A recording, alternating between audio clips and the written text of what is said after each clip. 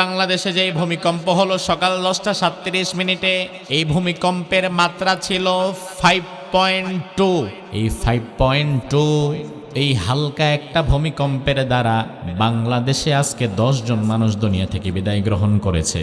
এই 5.2 এই হালকা ভূমিকম্পে বাংলাদেশের শত শত বিল্ডিং বহুতল ভবনে ফাটল ধরেছে। রাজধানী ঢাকার অনেকগুলো ভবন এভাবে হেলে পড়েছে। পুরান ঢাকায় ভবন ধস হয়ে নিচে পথচারী মারা গেছে।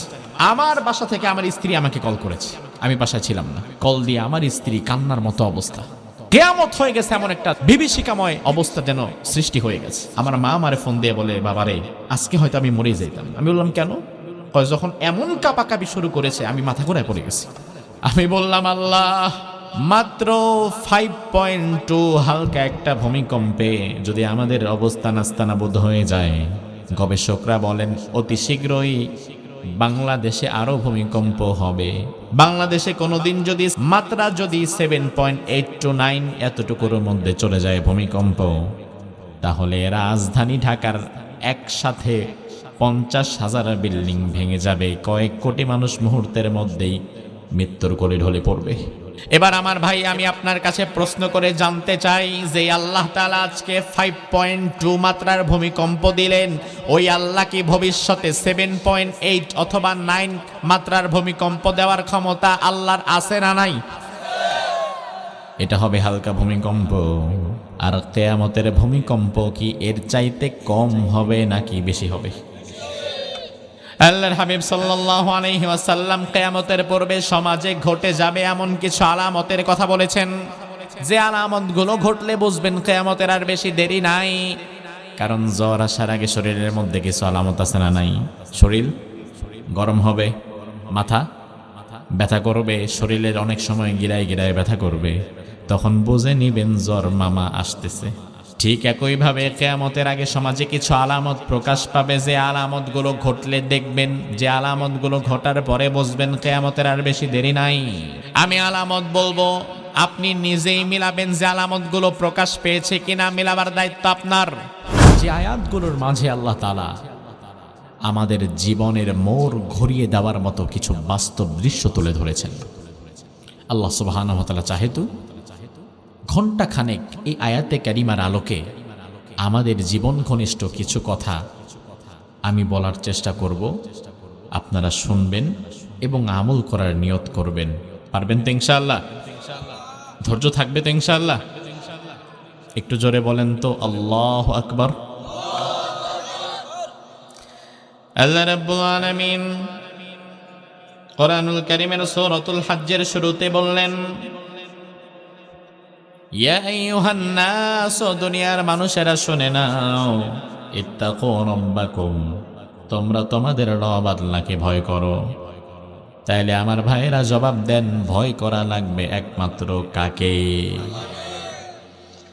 ইন্না জালজালাতাস সাআতি শাইউন আযীম, কেননা আমি আল্লাহ তাআলা কিয়ামতের পূর্বে জমিনকে এত প্রচণ্ডভাবে ভূকম্পন সৃষ্টি করব, এত শক্তিশালী ভূমিকম্প জমিন কোনোদিন আগে দেখেও নাই। আমরা যদি বলি আল্লাহ কেমন ভূমিকম্প হবে সেদিন, আল্লাহ বললেন, ইয়াউমা তারাউনাহা তাযহালু কুল্লু মুরদিআহ আম্মা আরদাত। আমি আল্লাহ রাব্বুল আলামিন যেই দিন কিয়ামতের পূর্বে জমিনকে ভূকম্পন সৃষ্টি করব, ওই দিন জমিন যখন একবার নাড়াচাড়া করবে, জমিনের নাড়াচাড়ার ভূমিকম্পের তীব্রতা এত জটিল ও কঠিন হবে, ওই ভূমিকম্পের ধাক্কার কারণে যেই মা তার সন্তানকে দুধ পান করায়, ওই মা তার সন্তানকে কোল থেকে ফালায়া আরেক দিকে দৌড়ে পালিয়ে যাবে। একজন স্তন্যদাত্রী মা কোনোদিন তার সন্তানকে তার কাছ থেকে আলাদা করে না, কিন্তু এই কঠিন দিনের ভূমিকম্পে মা তার সন্তানের কথাটা বেমালুম ভুলেই যাবে। আল্লাহ বললেন, ওয়াতাদাউ কুল্লু যাতি হামলিন হামলাহা, যে সকল নারী গর্ভবতী, যাদের পেটের মধ্যে বাচ্চা, এখনো বাচ্চা প্রসব হয় নাই, আমি আল্লাহ তাআলা জমিনটাকে এত জোরে জোরে জোরে জোরে কাঁপানো শুরু করব, জমিনের প্রচণ্ড নড়াচড়ার সাথে সাথে ওই গর্ভধারিণী মায়েদের পেটগুলো ফেটে তাদের বাচ্চাগুলো মাটির মধ্যে আছড়ে পড়বে।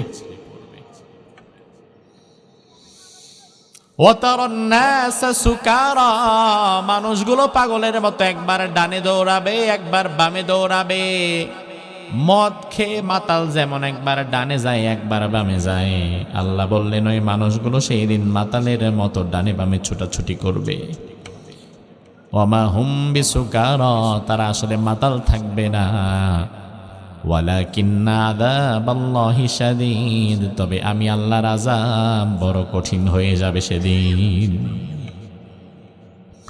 আমার ভাইরা, আজকে বাংলাদেশে যে ভূমিকম্প হলো সকাল 10:37, এই ভূমিকম্পের মাত্রা ছিল 5.2। কত মনে রাখেন মাত্রাটা 5.2।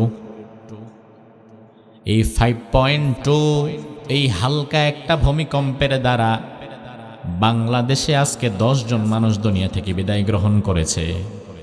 শত শত বিল্ডিংয়ে ফাটল ধরেছে। ভূমিকম্প কিন্তু এটা খুব শক্তিশালী ভূমিকম্প ছিল না, লোয়ার স্কেলের একটা সামান্য ভূমিকম্প, 5.2 রিক্টার স্কেলে। এই 5.2 এই হালকা ভূমিকম্পে বাংলাদেশের শত শত বিল্ডিং বহুতল ভবনে ফাটল ধরেছে। রাজধানী ঢাকার অনেকগুলো ভবন এভাবে হেলে পড়েছে। পুরান ঢাকায় ভবন ধস হয়ে নিচে পথচারী মারা গেছে। আমার সহযাত্রী, আমার ড্রাইভার সাহেব, ভূমিকম্পের পরে তার বাসা থেকে ফোন আসছে আজকে। তার ছোট্ট বাচ্চা ছেলেটা কান্নার মতো অবস্থা যে আব্বু আমাদের 6তলা বিল্ডিং এর উপরে তারা থাকে, 6তলা বিল্ডিং এর উপরে ছাদ ফেটে গেছে, যে আব্বু তাড়াতাড়ি আসো, এখানে তো আমরা থাকতে পারবো না। আমার বাসা থেকে আমার স্ত্রী আমাকে কল করেছে, আমি বাসায় ছিলাম না। কল দিয়ে আমার স্ত্রী কান্নার মতো অবস্থা, কিয়ামত হয়ে গেছে এমন একটা বিভীষিকাময় অবস্থা যেন সৃষ্টি হয়ে গেছে। আমার মা আমারে ফোন দিয়ে বলে, বাবারে আজকে হয়তো আমি মরে যাইতাম। আমি বললাম কেন? যখন এমন কাঁপাকাঁপি শুরু করেছে আমি মাথা ঘুরায় পড়ে গেছি। আমি বললাম আল্লাহ, মাত্র 5.2 হালকা একটা ভূমিকম্পে যদি আমাদের অবস্থা নাস্তানাবুদ হয়ে যায়, গবেষকরা বলেন অতি শীঘ্রই বাংলাদেশে আরো ভূমিকম্প হবে। আর বাংলাদেশে যদি কোনোদিন 5.7, বাংলাদেশে কোনোদিন যদি 7.8 থেকে 9 মাত্রা যদি 7.8 to 9 এতটুকুর মধ্যে চলে যায় ভূমিকম্প, তাহলে রাজধানী ঢাকার একসাথে 50,000 বিল্ডিং ভেঙে যাবে। কয়েক কোটি মানুষ মুহূর্তের মধ্যেই মৃত্যুর কোলে ঢলে পড়বে। এবার আমার ভাই, আমি আপনার কাছে প্রশ্ন করে জানতে চাই যে আল্লাহ তাআলা আজকে 5.2 মাত্রার ভূমিকম্প দিলেন, ওই আল্লাহ কি ভবিষ্যতে 7.8 অথবা 9 মাত্রার ভূমিকম্প দেওয়ার ক্ষমতা আল্লাহর আছে না নাই? এটা হবে হালকা ভূমিকম্প। আর কিয়ামতের ভূমিকম্প কি এর চাইতে কম হবে নাকি বেশি হবে? আল্লাহর হাবিব সাল্লাল্লাহু আলাইহি ওয়াসাল্লাম কিয়ামতের পূর্বে সমাজে ঘটে যাবে এমন কিছু আলামতের কথা বলেছেন, যে আলামতগুলো ঘটলে বুঝবেন কিয়ামতের আর বেশি দেরি নাই। কারণ জ্বর আসার আগে শরীরের মধ্যে কিছু আলামত আছে না নাই? কি আলামত? শরীর গরম হবে, মাথা ব্যথা করবে, শরীরের অনেক সময় গিরায় গিরায় ব্যথা করবে, তখন বুঝে নিবেন জ্বর মামা আসতেছে। ঠিক একইভাবে কিয়ামতের আগে সমাজে কিছু আলামত প্রকাশ পাবে, যে আলামতগুলো ঘটলে দেখবেন, যে আলামতগুলো ঘটার পরে বুঝবেন কিয়ামতের আর বেশি দেরি নাই। আমি আলামত বলবো, আপনি নিজেই মিলাবেন যে আলামতগুলো প্রকাশ পেয়েছে কিনা, মিলাবার দায়িত্ব আপনার। আল্লাহর হাবিব সাল্লাল্লাহু আলাইহি ওয়াসাল্লাম বলেন, লা তাকুমুস সাআ হাত্তা তাকসুরাজ জালাজিল, কিয়ামত ততদিন হবে না যতদিন ঘন ঘন ভূমিকম্প হবে না। তার মানে রাসূল বললেন কিয়ামতের পূর্বে সমাজের মধ্যে, জমিনের মধ্যে ঘন ঘন ভূমিকম্প হয়ে যাবে।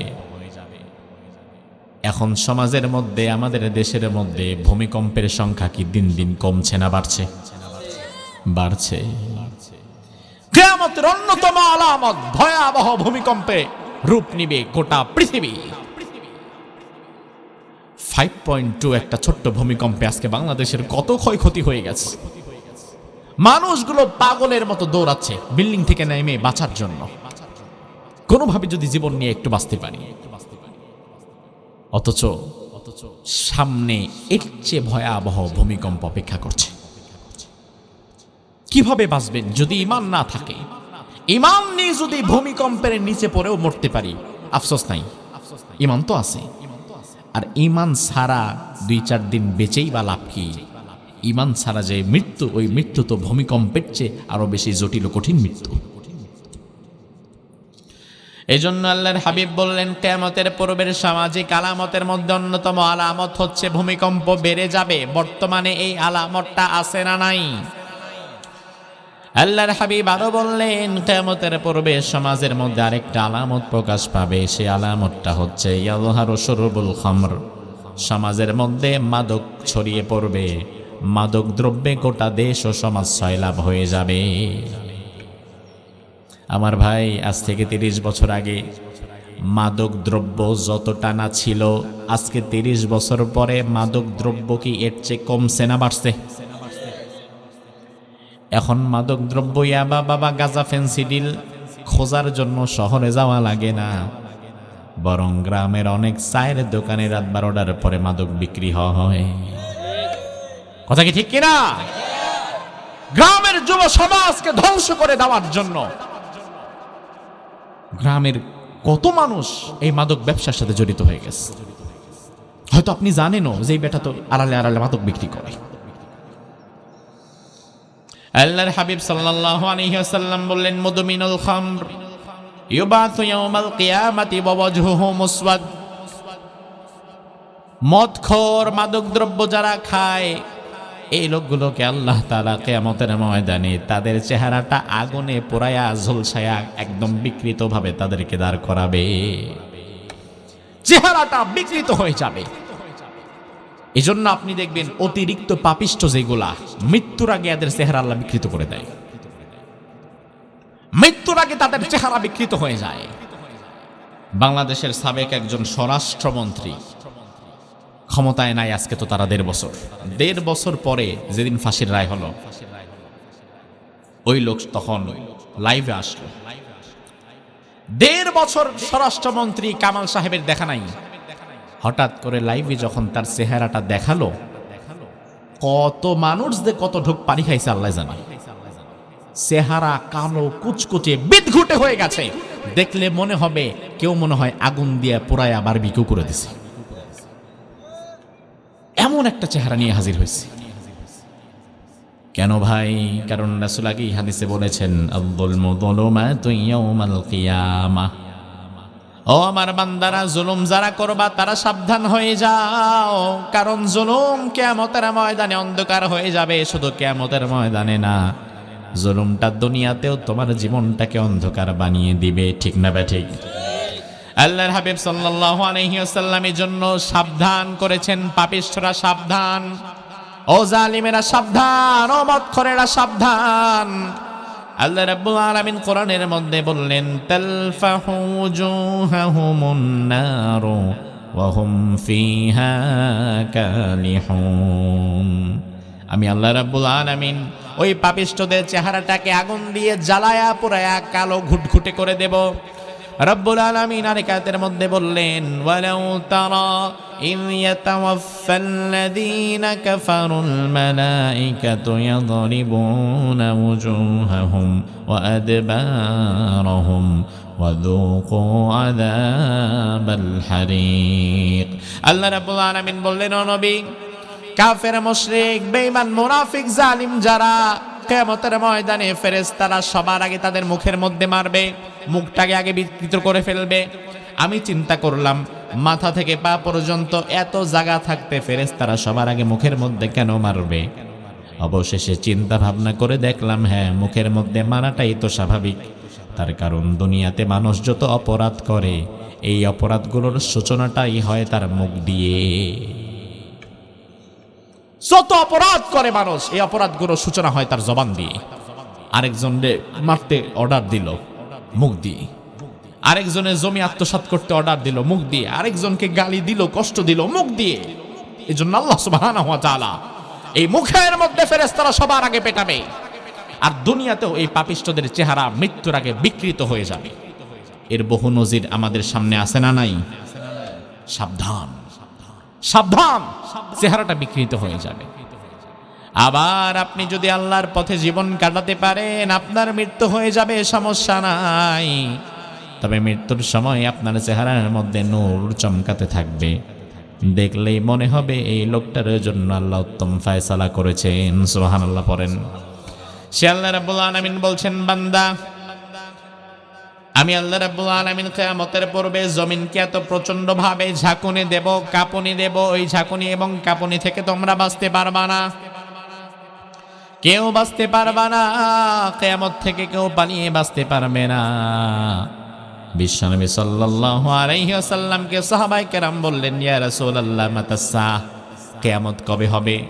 আল্লাহর হাবিব বললেন, আনা ওয়াস-সাআতু কাহাতাইন, কিয়ামতের বেশি দেরি নাই। আমি যেহেতু দুনিয়াতে চলে এসেছি, আমার পরে যেমন আর কোনো নবী নাই, আমার পরে কিয়ামত আসার মধ্যেও আর বেশি দেরি নাই। তবে হ্যাঁ, আল্লাহর হাবিব কিয়ামতের নির্দিষ্ট কোনো দিন তারিখ বলে যান নাই যে অমুক বছর অমুক মাসের অমুক তারিখ কিয়ামত। বরং রাসূল বলেছেন কিয়ামত হবে যে কোনো একটা জুমাবারে। কিয়ামত হবে কি বারে? জোরে কোন? আজকে কি বার? আর ভূমিকম্পটা হয়েছেও কিন্তু আজকেই। ভূমিকম্পটা হয়েছেও আজকে। আবার রাসূল বলে গিয়েছেন কিয়ামতটা হবেও আজকের দিনে। তার মানে ভাই, দুয়ে দিয়ে কিন্তু 4 হয়ে যাচ্ছে। বিষয়টা এমন, আজকেই কিয়ামত হবে বিষয়টা এমন না। তবে কিয়ামতের লক্ষণগুলো এত দ্রুত ঘটছে, আপনারে সাবধান থাকা লাগবে। কিয়ামত কিন্তু ঘনিয়ে আসছে। আল্লাহর হাবিব সাল্লাল্লাহু আলাইহি ওয়াসাল্লাম বলেন, কিয়ামতের পূর্বে সমাজের কিছু আলামত শুনে নাও। ইয়াতি আলান নাসি জামান লা ইয়াবকা মিনাল ইসলামি ইল্লা ইসমুহু ওয়া লা ইয়াবকা মিনাল কুরআনি ইল্লা রাসমুহু মাসাজিদুহুম আমিরাতুন ওয়া হিয়া খারাবুম মিনাল হুদা উলামাউহুম শাররুম মিন তাহতি আদিমিস সামাই মিন ইনদিহিম তাখরুজুল ফিতনাতু ওয়া ফীহিম তাউদ। বিশ্বনবী বলেন, কিয়ামতের পূর্বে সমাজের মধ্যে এমন একটা অবস্থা হয়ে যাবে, লা ইয়াবকা মিনাল ইসলামি ইল্লা ইসমুহু, সমাজের মধ্যে মুসলমান সংখ্যায় থাকবে অনেক, কিন্তু সমাজের কোথাও কোনো জায়গায় ইসলাম থাকবে না। নামের মুসলমান থাকবে, তবে ইসলাম থাকবে না। আমার ভাই, রাসূলের হাদিসটাকে সামনে রেখে জবাবটা আপনার কাছে আশা করছি। বিশ্বনবী যে বললেন কিয়ামতের পূর্বে সমাজে মুসলমান সংখ্যায় হবে অনেক, তবে ইসলাম থাকবে না, এ হাদিসের বাস্তবতা বর্তমানে আছে না নাই? আছে না নাই? আপনি বলবেন, হুজুর ইসলাম নাই মানে? ইসলাম না থাকলে কি আজকে মাহফিল করি নাকি? ইসলাম না থাকে মসজিদ বানাইলাম নাকি? নামাজ পড়ি নাকি? আমার ভাই, আমরা মনে করি শুধু মাহফিলে আসার নাম ইসলাম, বছরে একটা মাহফিল করার নাম ইসলাম। আমরা মনে করি শুধু একটা মসজিদ বানালে এটার নামই বোধহয় ইসলাম। না, আমার আল্লাহ বলে, ও বান্দা, আল-ইয়াউমা আকমালতু লাকুম দীনাকুম ওয়া আতমামতু আলাইকুম নি'মাতি ওয়া রাদিতু লাকুমুল ইসলাম দীনা। আমি আল্লাহ তাআলা তোমাদের ইসলাম, তোমাদের দ্বীন, তোমাদের জীবন ব্যবস্থাকে পরিপূর্ণ করে দিয়েছি। এটা শুধু মাহফিলে আসা বা মসজিদে গিয়ে নামাজের নাম ইসলাম নয়, বরং ইসলাম এমন নির্দিষ্ট কিছু বিধিবিধানের নাম, যেই বিধিমালাগুলো আপনার সারা জীবনে বাস্তবায়ন করা লাগবে। এজন্য আপনি যখন কালিমা পড়ে ইসলামে প্রবেশ করেছেন, তখন আপনি আর আপনার নিজের মন মতো চলতে পারবেন না। ইসলামে প্রবেশ করার আগে যেমনি খুশি তেমনি চলেন, আল্লাহর কোনো বিধিনিষেধ আপনার উপরে নাই।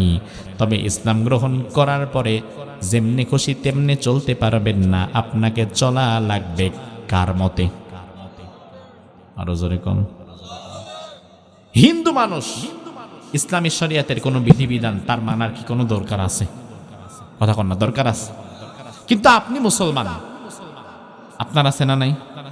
এখন আপনিও মানেন না, ওই হিন্দুও মানে না, তাহলে পার্থক্য হইল কই?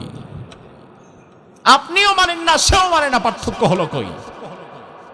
ইসলাম যেভাবে পরিবার চালাতে বলে, পর্দায় রাখতে বলে, সেটা হিন্দু মানে না। এখন আপনি যদি না মানেন তাহলে পার্থক্য কই? ইসলাম যেভাবে আপনার ব্যবসা করতে বলে সুদ মুক্ত ভাবে, ওটা আপনি মানেন না, ওটা হিন্দু মানে না, তাইলে পার্থক্য রইল কই? ইসলাম যেভাবে রাজনীতি করতে বলে ওটা আপনিও মানেন না, হিন্দু মানে না, তাইলে পার্থক্য কই? ইসলাম গ্রহণ করার পরে ইসলামের আলাদা কিছু মেথড আছে, কিছু দর্শন আছে, যেগুলো ইসলামের মতো আপনাকে চলা লাগবে। ইসলামের মধ্যে আলাদা পারিবারিক নীতি আছে, পরিবারটা যেমনি সেমনি চালাতে পারবেন না। ইসলামের মধ্যে আলাদা ব্যবসার নীতি আছে, যেমনি তেমনি ব্যবসা করতে পারবেন না, যা মন চায় তা লাভ করতে পারবেন না, ব্যবসার মধ্যে সুদ ঢুকাইতে পারবেন না। ইসলামের মধ্যে আলাদা রাজনৈতিক কিছু নিয়ম কানুন আছে, যেমনি খুশি তেমনি আপনি রাজনীতিও করতে পারবেন না। এখন আমার দেশের মানুষ শুধু মসজিদে আর মাহফিলটাকেই মনে করে ইসলাম, আর বাকি সমাজে এত কাজ সে করেছে, ওই কাজগুলোকে সে উন্নত ইসলাম মনেই করে না। আমার ভাই, ইসলাম তো শুধু মসজিদ আর মাহফিলের মধ্যে সীমাবদ্ধ না, বরং আপনি যদি নিজের মুসলমান দাবি করেন, আপনার জীবনের রান্নাঘর থেকে সংসদ ভবন পর্যন্ত আপনি যাবেন যেখানে ইসলামও থাকবে সেখানে, ঠিক কিনা? আপনি যাবেন যেখানে ইসলামও থাকবে সেখানে, ইসলামের ধারা অনুযায়ী আপনার চলা লাগবে। স্যার ক্লাসে তার ছাত্রকে বলল, আজকে আমার ক্লাসে 100 জন ছাত্র আছো তোমরা, এই যে হোয়াইট বোর্ড, একটা পাখি এঁকে দেখাতে হবে, যে পাখি এঁকে দেখাতে পারবা তারে 500 টাকা পুরস্কার দেওয়া হবে। কে পারবা? হাত তোলো। একজন ছাত্র হাত তুলে বলল, স্যার আমি পারবো পাখি আঁকতে, কারণ আমি ভালো আর্টিস্ট, আমি ভালো আঁকতে পারি, স্যার দায়িত্বটা আমারে দেন। স্যার বলে, আসো সবাই দেখায় দেখো, এই তুমি পাখি আঁকো। হোয়াইট বোর্ডের মধ্যে মার্কার নিয়ে এবার পাখি আঁকতে শুরু করবে। স্যার বলে, থামো, পাখি আঁকবা ভালো কথা, তবে পাখির লম্বা যে ঠোঁট আছে এই ঠোঁট আঁকার দরকার নাই, বাদ দাও। ছাত্র বলে, সমস্যা নাই স্যার, দিলাম। আবার পাখি আঁকা শুরু করেছে। স্যার বলে, এই দাঁড়াও, পাখি আঁকবা ভালো কথা, তবে পাখির মাথা আঁকা দরকার নাই, এটা বাদ দাও, বাকিটা আঁকো। ছাত্র বলে, জি স্যার, তাও দিলাম। একটু পরে স্যার বলে, দাঁড়াও, পাখি আঁকবা ভালো কথা, তবে পাখির পাছা আঁকা দরকার নাই, এটা বাদ দিয়ে বাকিটা আঁকো। ছাত্র বলে, স্যার এটাও দিলাম। এরপরে আবার আঁকাআঁকি যখন শুরু করছে, স্যার বলে, দাঁড়াও, পাখি আঁকবা ভালো কথা, পাখির পা আঁকা দরকার নাই। জি স্যার। স্যার আবার বলে, দাঁড়াও, পাখি আঁকবা ভালো কথা, পাখির ডানা আঁকা দরকার নাই। ছাত্র বলে, জি স্যার। ছাত্র এবার বলে, স্যার পাখি কি এখনো আঁকবো? স্যার কয়, আঁকো, না করছে কে? ছাত্র বলে, স্যার সব বাদ দিলাম, এখন বাকি আছে শুধুমাত্র পাখির লেজ। এই লেজের নাম তো স্যার পাখি হয় না। আমার ভাই, পাখি যদি আপনি আমার আঁকতে বলেন, পাখির ঠোঁট থেকে নিয়ে পিছ পর্যন্ত, ডানা থেকে পা পর্যন্ত সবটা আঁকা লাগবে, এটার নাম পাখি। শুধুমাত্র লেজের নাম যেমন পাখি নয়, ঠিক একইভাবে আপনি যদি নিজেকে মুসলমান দাবি করেন, ইসলামের রাজনীতি আপনার মেনে নেওয়া লাগবে, ইসলামের অর্থনীতি আপনার মেনে নেওয়া লাগবে, ইসলামের সমাজনীতি আপনার মেনে নেওয়া লাগবে, ইসলামের পরিবার নীতি আপনার মেনে নেওয়া লাগবে। সব বাদ দিয়া শুধুমাত্র লেজের নাম যেমন পাখি হতে পারে না, ইসলামের সব বাদ দিয়া শুধু বছরে একটা মাহফিল আর মসজিদের মধ্যে নামাজও ইসলাম হতে পারে না। ইসলাম যদি পালন করতে চান, তাহলে পরিপূর্ণটা পালন করে আপনার মুসলমান হওয়া লাগবে।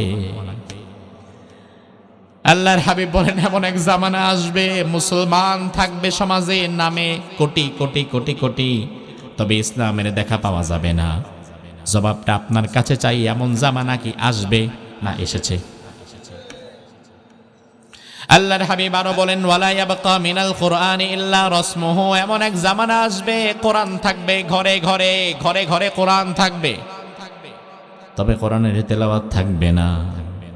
কোরআনের আবার তেলাওয়াত থাকলে থাকতে পারে, তবে কোরআনের আইন সমাজে বাস্তবায়ন হবে না। বর্তমান বাংলাদেশে কোরআন আছে ঘরে ঘরে, তবে ঘরে ঘরে তেলাওয়াত নাই। আবার ঘরে ঘরে তেলাওয়াত যদি থাকেও সমাজের মধ্যে কোরআনের কোনো আইন বাস্তবায়ন নাই। তাই রাসূল ১৫০০ বছর আগে বলেছেন যেটা আজকে সমাজে হচ্ছে তো সেটাই। আল্লাহর হাবিব আরো বললেন, ওলাম মাসাজিদুহুম আমিরাতুন ওয়া হিয়া খারাবুম মিনাল হুদা। ওই জামানায় মসজিদগুলো হবে টাইলসওয়ালা, মার্বেল পাথরওয়ালা, এসিওয়ালা, চাকচিক্যময় কারুকার্য খচিত সুন্দর মসজিদ হবে। তবে খারাবুম মিনাল হুদা, ওই মসজিদের মধ্যে সামান্যতম হেদায়েত থাকবে না। কেন থাকবে না ভাই? তার কারণ কি? তার কারণ মসজিদ থাকবে পাকা আর মুসল্লি থাকবে কাঁচা। আর বিশ্বনবীর সময় মসজিদ ছিল কাঁচা, মুসল্লি কি ছিল? মাশাআল্লাহ, মুসল্লিরা ছিল আবু বকর, ওমর, ওসমান, আলী, তাদের মতো পাকা। বর্তমান আমাদের গ্রামে গঞ্জেও কত মসজিদে এসি ঢুকে গেছে। আলহামদুলিল্লাহ, মসজিদ সুন্দর করা খারাপ না, আল্লাহর ঘর সুন্দর তো করবেন। তবে রাসূল বলে গেলেন কিয়ামতের পূর্বে মসজিদগুলো সুন্দর হবে, হেদায়েত থাকবে না। তার কারণ কি? তার কারণ হেদায়েত থাকবে কেমনে? ওই মসজিদের মিম্বার থেকে ইমাম সাহেব তো হেদায়েতের জন্য হক কথা যেটা বলা দরকার ওইটা বলতেই পারবে না। হেদায়েত থাকবে কেমনে? ইমাম সাহেব নিয়ত করলো এই সপ্তাহে আমি সুদের বিরুদ্ধে কথা বলবো, কিন্তু সুদের বিরুদ্ধে কথা বলার আগে ইমাম সাহেব তাকায়া দেখে আমার সভাপতি নিজেই সুদখোর। ইমাম সাহেব নিয়ত করলো এই সপ্তাহে আমি মাদক দ্রব্যের বিরুদ্ধে কথা বলবো। ইমাম সাহেব জানতে পারলো সেক্রেটারির পোলা নিজেই মাদক দ্রব্যের সাথে জড়িত। কেমনে বলি? ইমাম সাহেব চিন্তা করলো ইসলামের রাজনৈতিক দর্শন নিয়ে কথা বলবো। স্লিপ ধরায় দেওয়া হলো, না সব কথা বলা যাবে না। তাইলে বলবোটা কি? তো ইমাম সাহেব, খতিব সাহেব যখন মিম্বার থেকে হক কথা বলতে পারবে না, ওই মিম্বার থেকে কোনোদিন হেদায়েত পাওয়া যাবে না। আল্লাহর হাবিব সাল্লাল্লাহু আলাইহি ওয়াসাল্লাম এর পরে বললেন, উলামাউহুম শাররুম মিন তাহতি আদিমিস সামাই মিন ইনদিহিম তাখরুজুল ফিতনাতু ওয়া ফীহিম তাউত। এমন এক জামানা আসবে সমাজের কিছু ওলামারা তাদের থেকে ফিতনা প্রকাশ পাবে, আবার তাদের দিকেই ফিতনা ফিরে যাবে। তারা হবে আল্লাহর আসমানের নিচে জমিনের উপরে, তারাই হবে সর্বনিকৃষ্ট। অর্থাৎ কিয়ামতের পূর্বে সমাজে একদল ফিতনাবাজ আলেম তৈরি হবে, যারা এমন ফিতনা ছড়াবে তাদের ফিতনার দ্বারা সমাজ দ্বিধা বিভক্ত হয়ে যাবে। ওই মানুষগুলো আসমানের নিচে জমিনের উপরে সর্বনিকৃষ্ট হবে। নাউজুবিল্লাহ বলেন। আজ ওই দৃশ্যই আমরা দেখতে পাচ্ছি। হেফাজতের আমির সাহেব বয়োজ্যেষ্ঠ মুরব্বী, সম্মান করি আমরা তাকে, দোয়া করি আমরা তার জন্য। এই বয়সে এসে তিনি লাগামহীন ভাবে যা বলছেন অত্যন্ত কষ্টকর, দুঃখজনক। এই বৃদ্ধ বয়সে এসে লাগামহীন ভাবে একের পর এক ইসলামী আন্দোলনের বিরুদ্ধে তিনি কথা বলছেন। আজ আমি শুনলাম তিনি বলেছেন যে জামাত এরা মূলত নাস্তিকের চাইতেও খারাপ, এরা কাফেরের চাইতেও খারাপ, এরা এত বড় খতরনাক, এরা যদি কোনোদিন ক্ষমতায় যাইতে পারে তাহলে ইসলামের ১২টা বাজায় দিবে। নাউজুবিল্লাহ বলেন। একজন আলিম বলছে এই কথা, বয়োজ্যেষ্ঠ মুরব্বী। আরেকজনের সাথে আপনার ভিন্ন মত থাকতেই পারে, কোনো সমস্যা নাই। জামাত জান্নাতি মানুষের দল, এটা আমি বলবো না। জামাত যারা করে তারা সবাই জান্নাতে যাবে, এটাও আমি বলবো না। ভুল ভ্রান্তি সবার মধ্যেই আছে, কিন্তু কোরআন প্রতিষ্ঠার ক্ষেত্রে যাদের যতটুকু অবদান এতটুকু আপনাকে ইনসাফের সাথে স্বীকার করতে হবে। আপনি বলে দিলে হবে না এটা নাস্তিকের চেয়ে খারাপ, কাফেরের চেয়ে খারাপ। কত জঘন্যতম কথা! এই জন্যই রাসূল বলেছেন একজন আলেম তৈরি হবে সমাজের মধ্যে, তারা ফিতনা ছড়াবে। ও ভাই আমার, তার কারণ হচ্ছে কিছু কিছু আলেম এখন এমন কিছু কথা বলছে যে কথার দ্বারা যেন ইসলামী দলগুলোর ঐক্য হতে না পারে, যেন তারা দ্বিধা বিভক্ত হয়ে দূরে সরে যায়। তার কারণ ইসলামী দলগুলো যদি বাংলাদেশে কোনোদিন এক কাতারে দাঁড়িয়ে যায়, জামাত, হেফাজত, খেলাফত, জমিয়ত, তরিকত, ইসলামী আন্দোলন সহকারে সব ইসলামী দলগুলো যদি কোনোদিন বাংলাদেশে এক কাতারে দাঁড়িয়ে যায়, ওই দিন ইসলামের বিপ্লব কেউ ঠেকাতে পারবে না।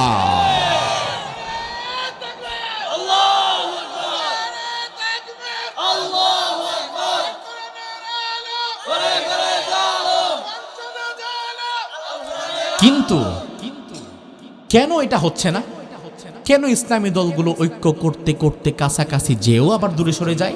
কাছাকাছি আসার পরেও আবার দূরে সরে যাওয়ার কারণই হচ্ছে এমন কিছু মুরব্বী থাকে যাদের লাগামহীন কিছু কথার দ্বারা ইসলামী দলগুলোর ঐক্য নষ্ট হয়ে যায়। এই সব হচ্ছে ভারতের প্রেসক্রিপশন। কারণ দাদা বাবুরা দিল্লিতে বসে হিসাব কষে দেখেছে বাংলাদেশের ইসলামী দলগুলো যদি এক কাতারে চলে আসে ইসলামী বিপ্লব এদেশে ঠেকানো যাবে না।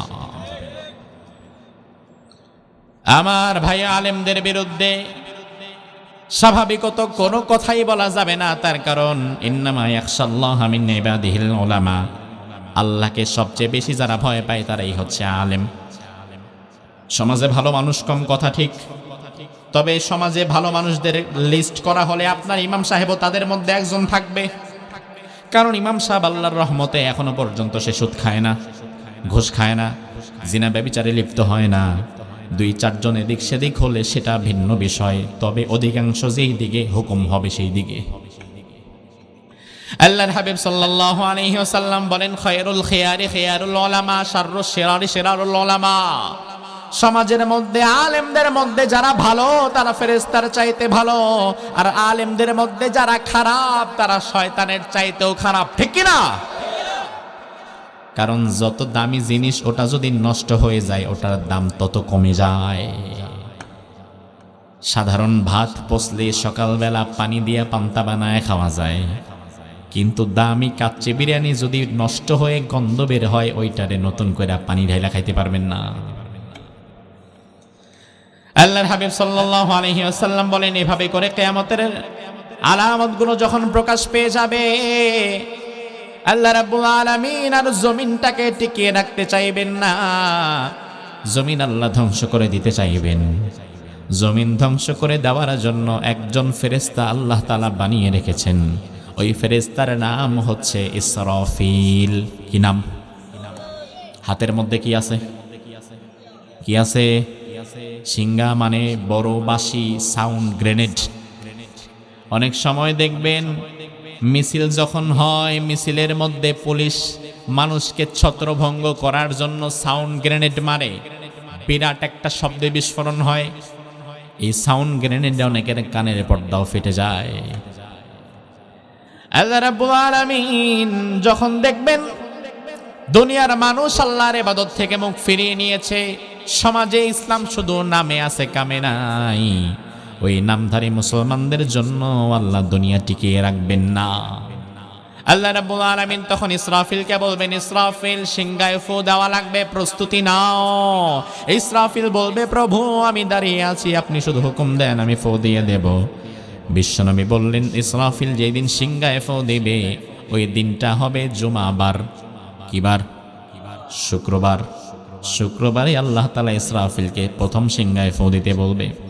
আমার ভাই, পৃথিবী ধ্বংস করার জন্য ইসরাফিল সিংহায় ফু দিবে মোট 3 বার। জোরে কোন কয়বার? 3 বার মোট ফু দিবে ইসরাফিল সিংহায়। নাফখাতুল ফাজা বিভৎসতার ফুৎকার, নাফখাতুস সাখ মৃত্যুর ফুৎকার, নাফখাতুল কিয়ামা কিয়ামতে আল্লাহর দরবারে দাঁড়িয়ে যাওয়ার ফুৎকার। ইসরাফিলকে আল্লাহ যখন প্রথম ফু দিতে বলবেন তখন দুনিয়ার মানুষ বুঝতেও পারবে না যে আজকে কিয়ামত হবে। স্বাভাবিক জীবন যাপন করবে, কেউ মসজিদে থাকবে, কেউ বাজারে থাকবে, কেউ বাহিরে থাকবে, হাটে মাঠে ঘাটে বাজারে গঞ্জে। কেউ বুঝতে পারবে না যে আজকে কিয়ামত হয়ে যাবে, কারণ আমার আল্লাহ বললেন, মা ইয়ানজুরুনা ইল্লা সাইহাতান ওয়াহিদাতান তাখুযুহুম ওয়া হুম ইয়াখিসসিমুন। এমন একটা সময় হুঙ্কারের আওয়াজ আসবে, ওই সময়গুলো মানুষ নিজেরা বাকবিতণ্ডায় লিপ্ত থাকবে। আল্লাহর হাবিব হাদিসের মধ্যে বললেন, একজন ব্যক্তি বাজারে গিয়েছে, সদাই কিনে হাতের মধ্যে নিয়েছে, আর এক হাত পকেটে ঢুকায় আর টাকা বের করেছে।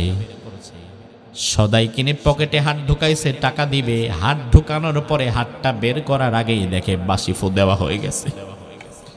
ওই লোকটা বুঝবেও না যে কিয়ামত। বিশ্বনবী বললেন, এমন অবস্থা হয়ে যাবে তখন।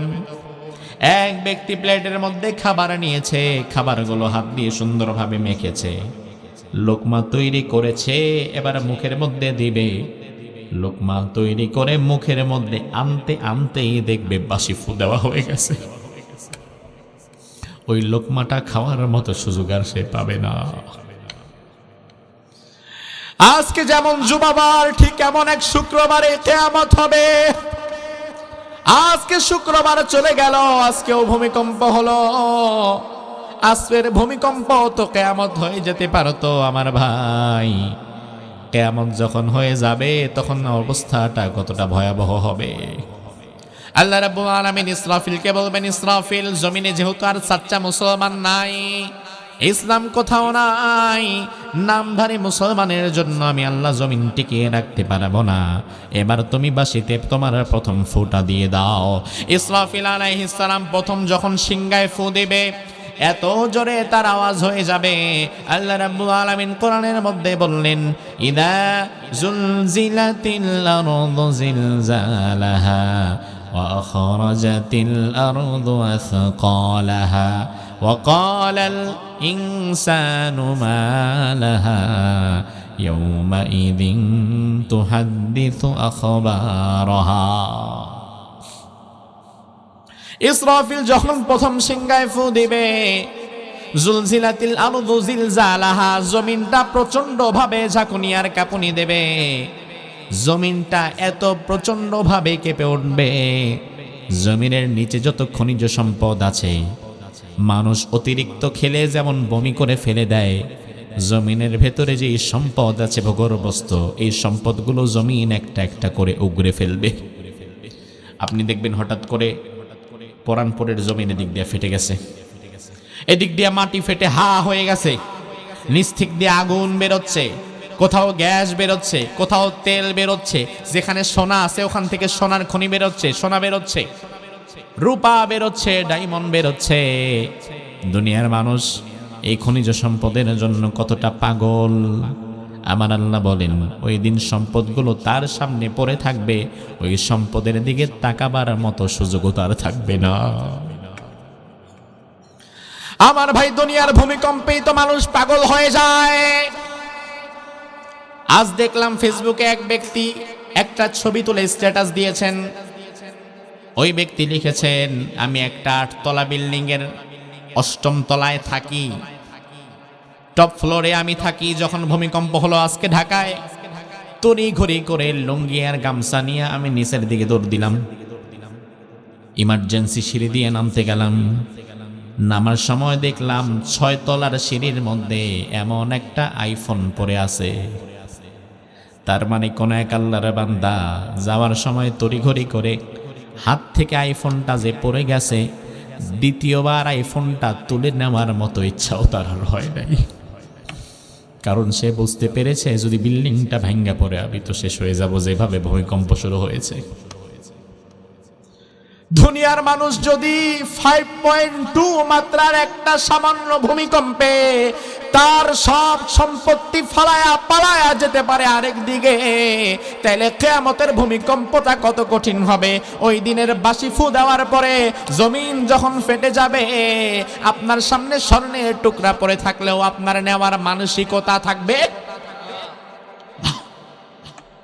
আল্লাহ বলবেন, মানুষেরা পাগল হয়, একবার ডানে যাবে, একবার বামে যাবে, আর বলবে, ভাই কি হলো ভাই, ও ভাই জমিন এভাবে ফেটে গেছে কেন?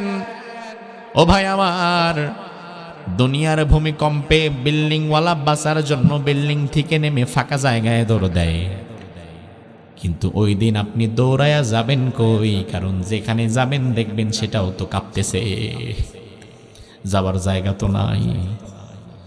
আল্লাহ রাব্বুল আলামিনের জন্য বললেন, বান্দা, ইয়া আইয়ুহান নাসুত্তাকু রাব্বাকুম ইন্না জালজালাতাস সাআতি শাইউন আযীম। ও দুনিয়ার মানুষ, ওই দিনকে ভয় করো, যেই দিন কিয়ামতের ভূমিকম্পটা হবে অত্যন্ত কঠিন। আমরা বললাম, আল্লাহ কত কঠিন হবে? আল্লাহ বললেন, বান্দা শুনে নাও, ইয়াউমা তারাউনাহা তাযহালু কুল্লু মুরদিআতিন আম্মা আরদাত। ওই কঠিন ভূমিকম্প হওয়ার পরে, ইসরাফিল প্রথম সিংগায় ফু দেওয়ার পরে, প্রত্যেক মা যার কোলে তার দুধের বাচ্চাটাকে আরেক দিকে ছিটকে ফেলে সে দৌড় দিবে আরেক দিকে। দুনিয়ার কোনো মা তার দুধের বাচ্চাকে এক মুহূর্তের জন্য তার নজর থেকে আলাদা রাখে না। আপনি দেখবেন যে মায়ের কাছে একটা 6 মাস 7 মাসের দুধের বাচ্চা আছে, ওই মা যদি রান্নাঘরে রান্নার কাজেও ব্যস্ত থাকে, কানটারে ঘরের মধ্যে দিয়ে রাখে, বাচ্চাটা কান্নার সাথে সাথে রান্না বান্না ফালাইয়া দৌড় মারে।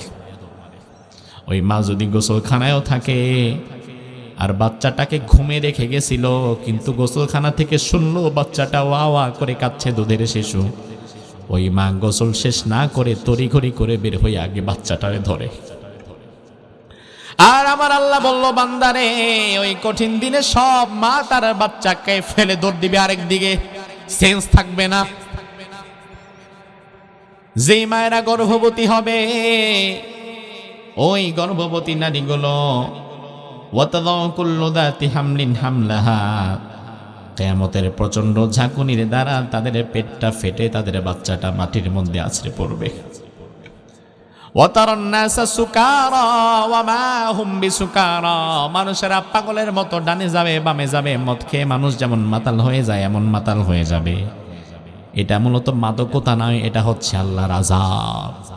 আল্লাহর আয়াতের মধ্যে বললেন, ফাকাইফা তাত্তাকুনা ইন কাফারতুম ইয়াউমাই ইয়াজআলুল উইলদানা শিবা, ওই দিন কি অস্বীকার করে কেমনে তোমরা মুত্তাকি হবা, যেই দিন কিয়ামতের প্রথম ফু দেওয়ার পরে ভয়ের চোটে বাচ্চা ছেলেগুলোর মাথার চুলগুলো পেকে মুহূর্তের মধ্যেই সাদা হয়ে যাবে। বাচ্চার মাথার চুল পেকে যদি সাদা হয়ে যায়, তাইলে মুরব্বির অবস্থা হবে কি সেদিন। আল্লাহ রাব্বুল আলামিন বললেন, বান্দা এই জমিনের সবচাইতে শক্ত অংশ হচ্ছে পাহাড়। জমিনে যত অংশ রয়েছে এর মধ্যে সবচেয়ে শক্ত অংশ কি? জোরে কোন? পাহাড় দেখছেন তো? আমি বাংলাদেশে যত পাহাড় আছে অধিকাংশ পাহাড়গুলো মাটির। মিশরে যখন গেলাম, মিশরে গিয়ে দেখলাম মিশরের সব পাহাড়গুলো আবার পাথরের। জাবালে তুরে সাইনা, যে পাহাড়ে মুসা আলাইহিস সালাম আল্লাহর সাথে কথা বলেছেন, ওই পাহাড়ে গিয়ে দেখলাম বিশাল পাহাড়। এত বড় পাহাড় বাংলাদেশে নাই, পুরা পাহাড়টা পাথরের তৈরি। আমার ভাই, আমার আল্লাহ তাআলা কোরআনের মধ্যে বললেন, ও ঈমানদার, জমিনের সব চাইতে শক্ত অংশ পাহাড়। ও নবী, মানুষেরা আপনার কাছে জিজ্ঞেস করে ওই পাহাড়ের সেদিন কি হবে, আপনি জানায়া দেন। ওয়ায়াসআলুনাকা আনিল জিবাল ফাকুল ইয়ানসিফুহা রাব্বি নাসফা ফায়াযারুহা কাআন সাফসাফা লা তারা ফিহা আইওয়াজান ওয়ালা আমতা। আপনার কাছে জিজ্ঞেস করে পাহাড় কি কিয়ামতের সময় ভাঙবে কিনা? পাহাড় তো অনেক মজবুত। পাহাড় ভাঙার ক্ষমতা আল্লাহর আছে না নাই? মানুষ জিজ্ঞেস করে, ও নবী, পাহাড়ও কি ভাঙবে নাকি সেদিন? আল্লাহ বলে, আরে পাগল, শুধু পাহাড় ভাঙবে না, পাহাড়গুলো সব ভেঙে চোরমাচোর হয়ে যাবে। পুরা জমিনের উপরে উঁচু নিচু কোনো জায়গা থাকবে না, সব এক সমতল ভূমিতে পরিণত হয়ে যাবে। আল্লাহ রাব্বুল আলামিন এই দৃশ্য চলার পরে ইসরাফিলকে বলবেন, ইসরাফিল বাস। প্রথম দৃশ্য ডান, কমপ্লিট, এবার দ্বিতীয় ফুৎকার দিয়ে দাও। আমার ভাই আগেই বলেছিলাম, মনে থাকলে জবাব দেন। কিয়ামতের জন্য ইসরাফিল সিংহায় মোট ফু দিবে কয়বার? কয়বার দিছে? কয়বার? একবার ফু দেওয়ার পরে আসমান কিন্তু ভাঙে নাই, ভাঙছে জমিন। মনে রাখবেন, কিয়ামতের প্রথম ফুৎকারের সাথে সাথে ভাঙছে কি? তাইলে এখনো মাথার উপরে আসমান আছে। আল্লাহ রাব্বুল আলামিন এবার ইসরাফিলকে বলবেন, ইসরাফিল দ্বিতীয় ফুৎকার দিয়ে দাও। ওয়ানুফিখা ফিস-সূরি ফাসাইকা মান ফিস-সামাওয়াতি ওয়া মান ফিল আরদি ইল্লা মান শাআল্লাহ। ইসরাফিল যখন দ্বিতীয় ফু দিবেন, ইসরাফিলের দ্বিতীয় ফু দেওয়ার পরে আসমান ও জমিনের মধ্যে যা আছে সব কিছু মরে যাবে। আমার আল্লাহ তাআলা ওই দিন যাকে বাঁচায়া রাখতে চাইবেন তাকে বাঁচায়া রাখার ক্ষমতাও আল্লাহর আছে না নাই? ও ভাই আমার, ইসরাফিলের দ্বিতীয় ফুৎকার হচ্ছে মৃত্যুর ফুৎকার। ওই দ্বিতীয় ফুৎকার দেওয়ার পরে আর স্বাভাবিকত কেউ বাঁচবে না। ওই দিন শুধুমাত্র বাঁচবে 12 জন। 8 জন হামিলুল আরশ, আরশ বহনকারী ফেরেশতা, আর 4 জন জিব্রাইল, ইসরাফিল, মিকাইল, মালাকুল মউত, আজরাইল, এই 4 জন, ওই 8 জন আর এই 4 জন ফেরেশতা ছাড়া মোট 12 জন ছাড়া আর কেউ বাঁচবে না। কেন বাঁচবে না ভাই? তার কারণ কি? তার কারণ হচ্ছে আমার আল্লাহ কি বললেন দেখেন, দ্বিতীয় ফু দেওয়ার পরে, প্রথম ফু দেওয়ার পরে কিন্তু জমিন ভেঙেছে, এবারে দ্বিতীয় ফু দেওয়ার পরে কি হবে সেটা কোরআন আমাদের জানিয়ে দিচ্ছে। আমার আল্লাহ বলে, বান্দা শোনো, ইদাস সামাউ ফাতারাত ওয়া ইদাল কাওয়াকিবু তাসারাত ওয়া ইদাল বিহারু ফুজ্জিরাত।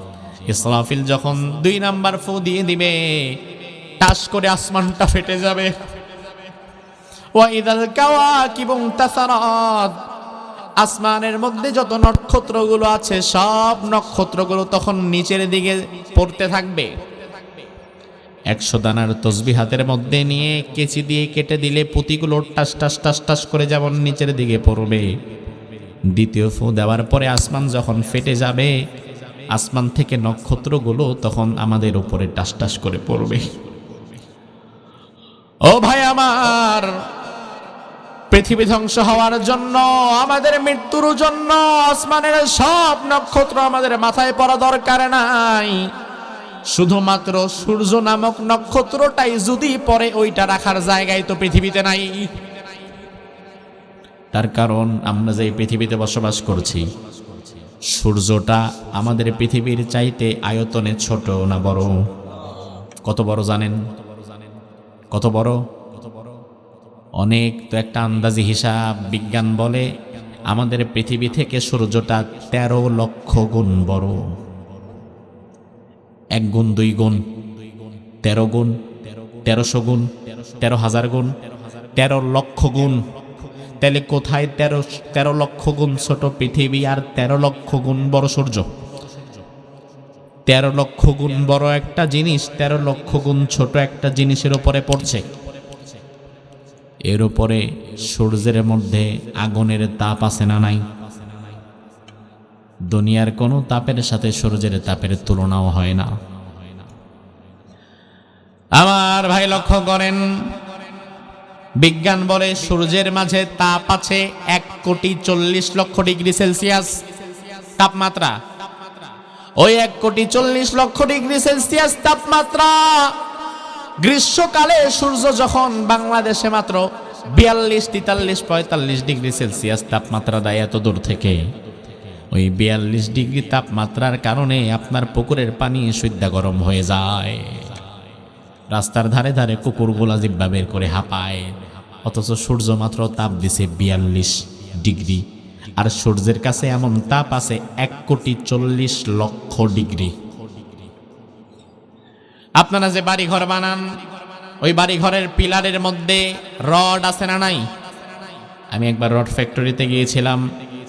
রড ফ্যাক্টরিতে যাওয়ার পরে দেখলাম বিরাট বিরাট লোহার খণ্ড, পাথরের মতো। এই লোহার খণ্ডগুলো একদিক দিয়ে ঢুকাচ্ছে মেশিনের মধ্যে, অপর দিক থেকে পানির মতো তরল হয়ে ফরমেট রাখা 12 মিলি, 18 মিলি, 22 মিলি, 20 মিলি ওই ফরমেটের মধ্যে ঢুকছে, শক্ত হয়ে রড হয়ে বেরোচ্ছে। অর্থাৎ মম আমরা যেমন গলায়া পানি বানিয়ে দিতে পারি, লোহা গলায়া পানি বানায়া দিতে পারে, এমন আগুন রড ফ্যাক্টরির ভেতরে আছে। ইঞ্জিনিয়ার সাহেবকে আমি বললাম, অবাক করা বিষয়, লোহারে এই যে লোহা ওই আগুনের মধ্যে যদি দেন, মোমের মতো পানির মতো তরল হয়ে যাবে। আমি জিজ্ঞেস করলাম এখানে কত ডিগ্রি সেলসিয়াস তাপমাত্রা আছে?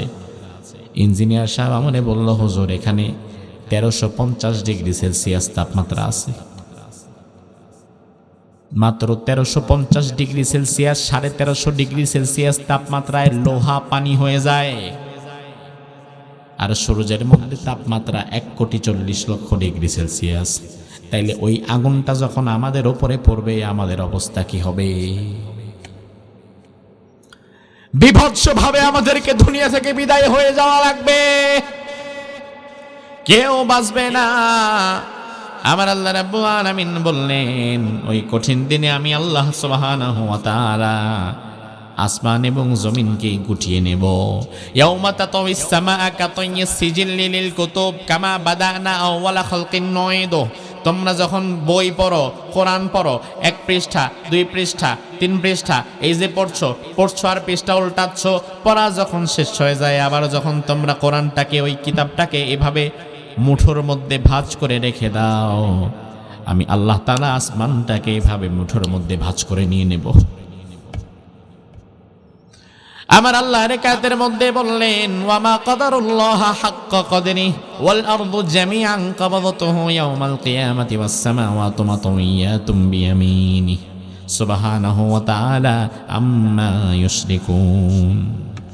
দুনিয়ার মানুষ আমি আল্লাহর ক্ষমতা জানে না, দুনিয়ার মানুষ আমি আল্লাহর ক্ষমতা বোঝে না।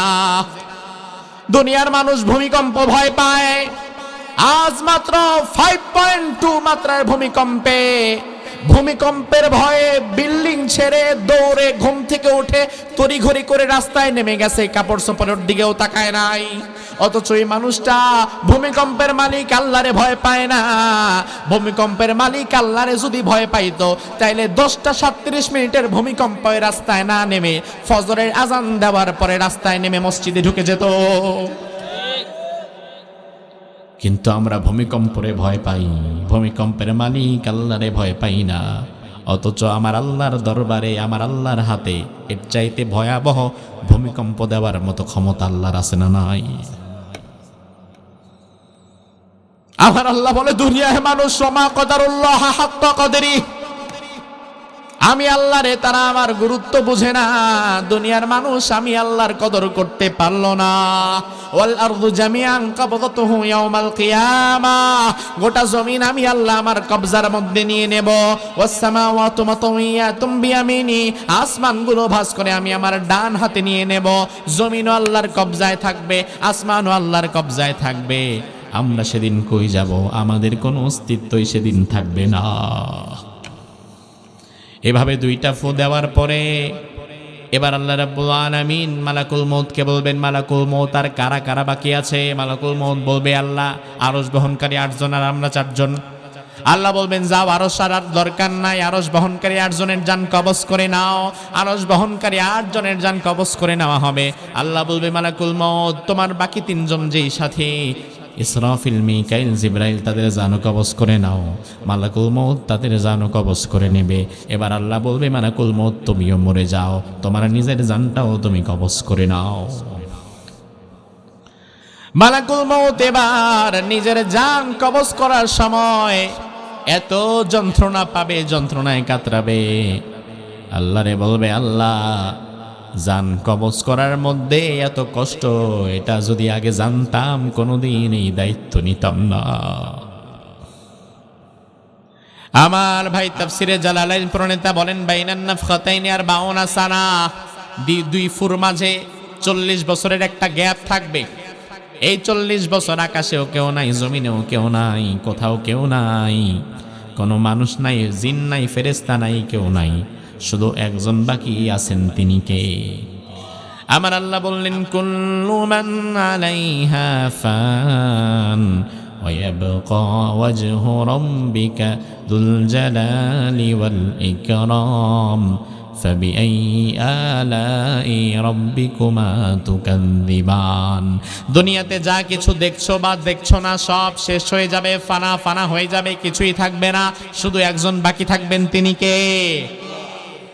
এই জন্য গোলামিটা দলের করা দরকার নাই, গোলামিটা নেতার করা দরকার নাই। কারণ দল আজকে আছে কালকে নাই, নেতা আজকে আছে কালকে নাই।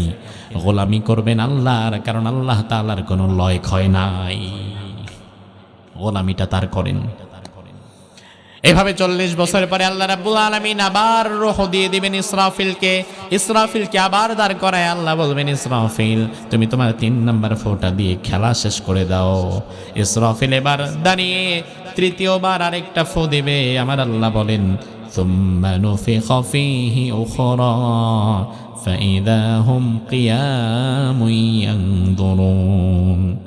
3য় ফু দেওয়ার পরে পৃথিবীর সব মানুষগুলো আবার জীবিত হয়ে কিয়ামতের ময়দানে হাসরের মাঠের মধ্যে দাঁড়িয়ে যাবে।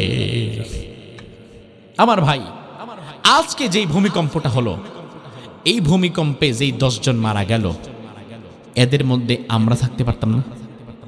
পারতাম কিনা? অবস্থাটা কি হতো দেখেন।